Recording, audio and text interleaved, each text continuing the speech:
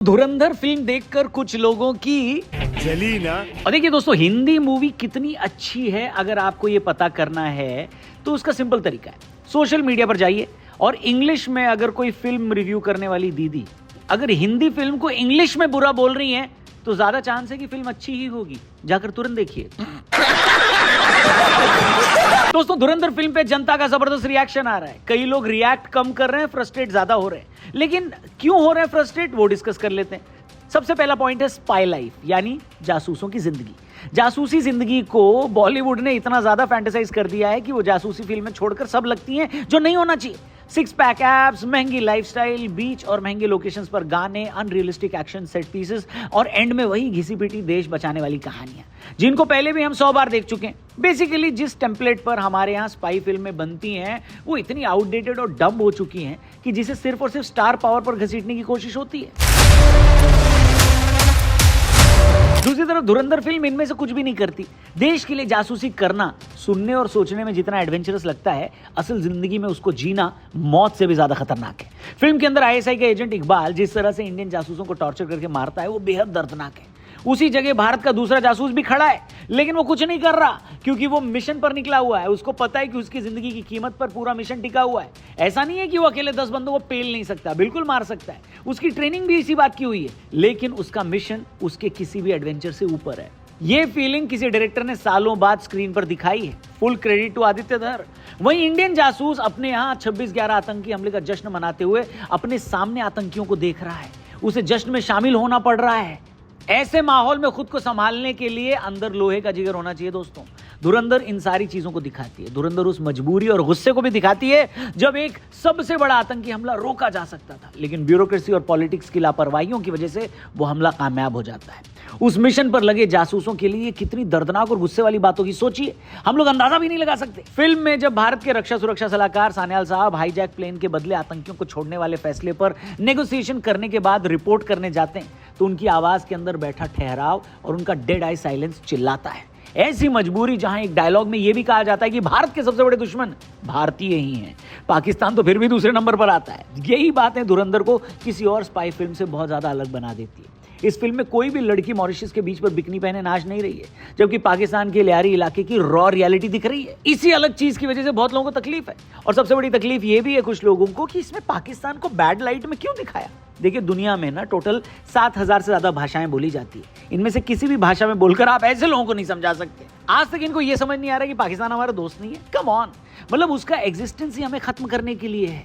जब घर में आग लगी हो तो माउथ ऑर्गन बजाने से कुछ नहीं होता भैया, हेलो। बात तो सही है। वहीं दूसरी तरफ पाकिस्तान को देख लो, वहां की मीडिया में यह कहा जा रहा है कि पाकिस्तान का नाम लिए बिना भारत में कोई फिल्म ही नहीं बनती, न चलती है। इंडिया की 5 ऑल टाइम हाईएस्ट ग्रॉसिंग फिल्मों में किसी का पाकिस्तान से कोई लेना देना नहीं था। जाके कोई बताए पड़ोसियों को।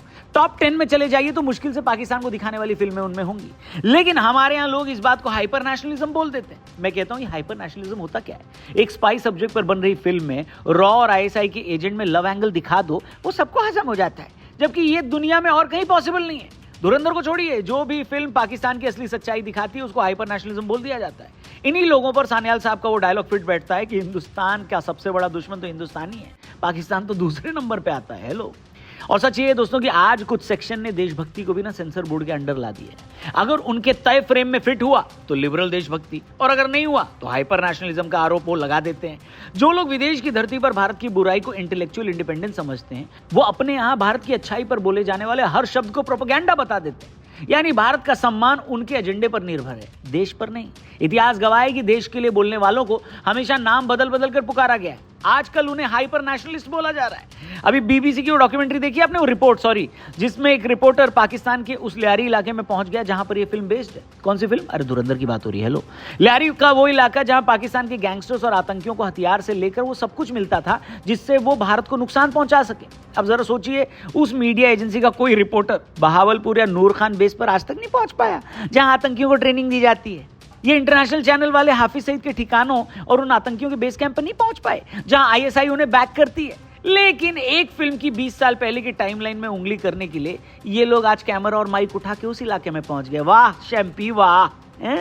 क्या बात है सर, क्या बात है सर। ये रिपोर्टर और चैनल अगर चाहता तो उस सच को भी ढूंढने में लग सकता था कि आखिर कैसे पाकिस्तान ने इंडियन करेंसी के जाली नोट बनाकर न सिर्फ हमारी इकोनॉमी को नुकसान पहुंचाया बल्कि कश्मीर और नॉर्थ ईस्ट के इलाकों में मिलिटेंट्स को फंड भी किया। लेकिन ना, ये सब इनको थोड़ी ना करना है। फिल्म के अंदर जब इकबाल ये कहता है कि हमने तो सोचा था हिंदुस्तानी इतने बड़े हमले के बाद जवाब देंगे, लेकिन ये तो चुप बैठ गए।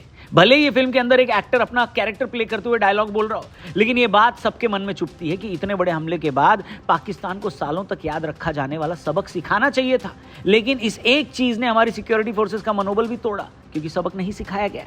फिल्म के अंदर सान्याल साहब एक नेता की रिपोर्ट भी अपने स्पाई से लेते रहते हैं जो सीधे गद्दारी कर रहा होता है, लेकिन क्योंकि वो पावर में होता है तो उसका कुछ कोई नहीं बिगाड़ सकता।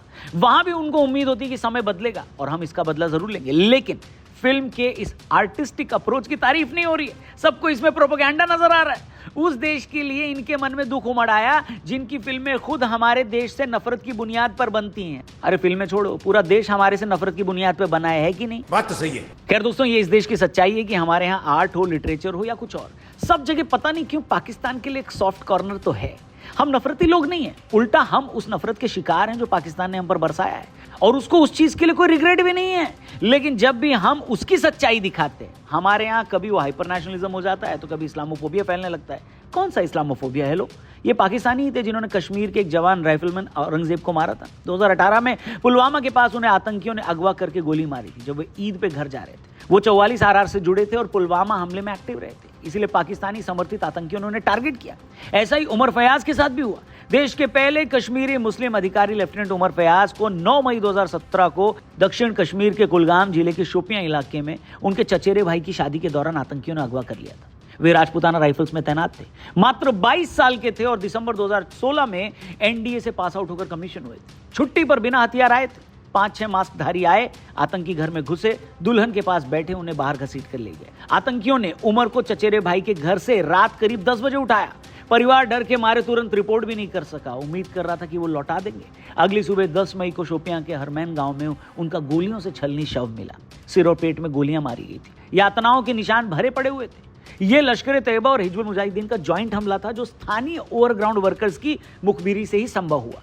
अब आप सोचिए कि कहां से इस्लामोफोबिक है लोग। उल्टा ऐसा बोलकर आप पाकिस्तान के एजेंडे को हवा देते हैं। वो तो चाहता ही कि हमारे यहाँ सोसाइटी बंटी रहे। कम से कम इस्लामोफोबिया कहने से पहले उमर फयाज और राइफलमैन औरंगजेब के बारे में तो सोच लेते, पर नहीं सोचेंगे ये लोग। अब वापस धुरंधर पर आते हैं दोस्तों। जिस तरीके की ये स्पाई थ्रिलर मूवी है, हमारे उन अनसंग हीरोज को ये सल्यूट करती है जिनका ना हमें नाम पता ना जिनकी पहचान हमें पता, लेकिन वो फिर भी देश के लिए इतना बड़ा रिस्क मोल लेते हैं और अपनी जान दांव पर लगाकर देश की रक्षा करते हैं, जासूसी करते हैं, जिससे कि हम सुरक्षित रहें।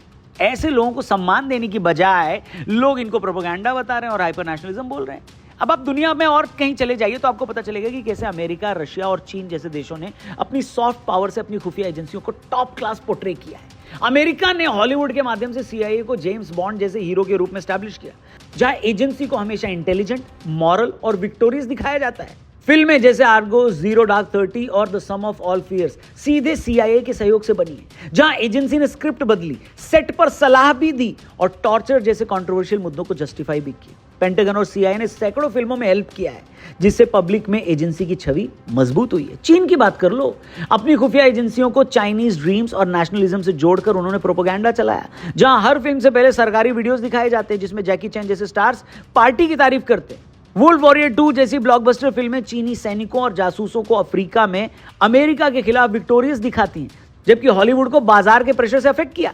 कम्युनिस्ट पार्टी ने 100वीं एनिवर्सरी पर कोरियन युद्ध वाली फिल्में बनवाई, जहां अमेरिका को विलन बनाया गया। रशिया ने सोवियत काल से KGB को रूसी बॉन्ड के रूप में पोर्ट्रे किया, जिनको यंगस्टर्स को अट्रैक्ट करने के लिए स्टेट स्पॉन्सर्ड फिल्में बनाई गई। शील्ड एंड द सॉर्ड और 17 मोमेंट्स ऑफ स्प्रिंग जैसी फिल्में व्लादिमीर पुतिन को KGB ज्वाइन करने के लिए प्रेरित करने वाली थी, जहां जासूसों को देशभक्त और स्मार्ट दिखाया गया।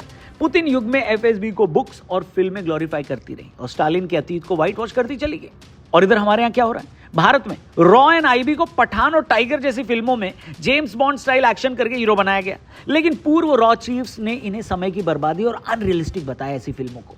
जैसे किसी एजेंट का आईएसआई लड़की के साथ रोमांस या डबल एजेंट हो जाना। इन फिल्मों में कोई गवर्नमेंट हेल्प या प्रोपेगेंडा नहीं था, न ही कोई स्टोरी डेप्थ थी, बल्कि कहा यह गया कि ये फिल्में जासूसों को क्रिंज बनाती हैं, न कि प्रोफेशनल। यानी जहां भारत के पास एक अच्छा मौका था कि दुनिया के बड़े बड़े देशों ने अपनी एजेंसीज के लोगों को जैसे हीरो बनाकर पूरी दुनिया को कन्विंस किया कि उनकी एजेंसी टॉप क्लास है, उनके एजेंट्स टॉप क्लास हैं, भारत हमेशा ऐसी जगहों पर मिस कैसे कर गया? दुनिया से बाकी चीजें तो हम कॉपी कर लेते हैं, जहां अपने एजेंट्स को, अपनी सुरक्षा एजेंसियों को हमें हीरो दिखाने का मौका मिलता है, हम हमेशा उनको बीच पर कम कपड़े पहने सिक्स पैक दिखाते हुए नचा देते हैं और हमको लगता है इसकी पूरी दुनिया में वाहवाही होगी। भाई कलेक्शन 100, 200, 500, 1000 करोड़ ये फिल्में कर लेंगी, लेकिन आपके जो एजेंट्स हैं इन फिल्मों के थ्रू सिर्फ कार्टून लगेंगे या अनरियलिस्टिक लगेंगे। खैर, स्पाई मूवीज को लेकर और भारत में एजेंट्स की लाइफ पर बनी फिल्मों को लेकर आपका क्या रिएक्शन है, आपका क्या ओपिनियन है, प्लीज कमेंट करके बताना। क्या लगता है आपको पहले की मूवीज और धुरंधर में कौन सी बेटर लगी आपको? और क्या एक सेक्शन जो धुरंधर को क्रिटिसाइज कर रहा है वो सही क्रिटिसाइज कर रहा है? क्या सोचते हैं आप इसके बारे में और धुरंधर पर क्या है आपकी राय? कमेंट करके जरूर बताएं। जल्दी मिलते हैं। जय हिंद।